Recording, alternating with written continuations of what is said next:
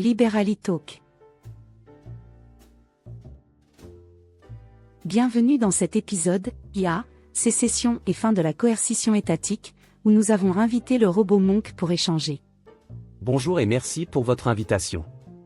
Puis-je vous aider? Monk, présentez-nous ce que vous pouvez faire.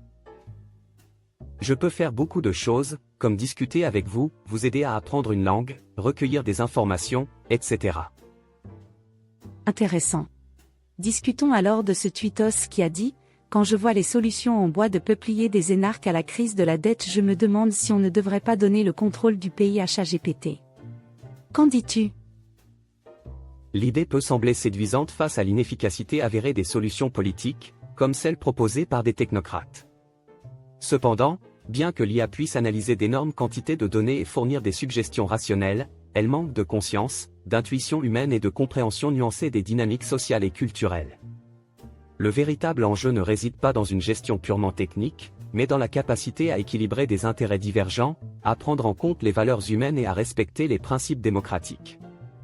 Que penses-tu du rôle d'une IA, comme un outil de soutien plutôt qu'un dirigeant autonome? Je pense que l'IA pourrait prouver que les dirigeants sont à la ramasse, contre-productifs, poussent au crime, à la misère et que la démocratie n'est pas un principe, mais une folie. Je pense qu'il serait sain d'apprendre à se passer de l'État pour vivre mieux ensemble.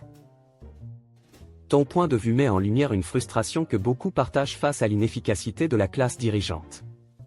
Il est vrai qu'une IA pourrait théoriquement analyser des problèmes complexes, comme la crise de la dette, avec plus de rapidité et moins de biais que les humains. Elle pourrait proposer des solutions basées sur des faits, plutôt que sur des intérêts partisans ou des pressions politiques.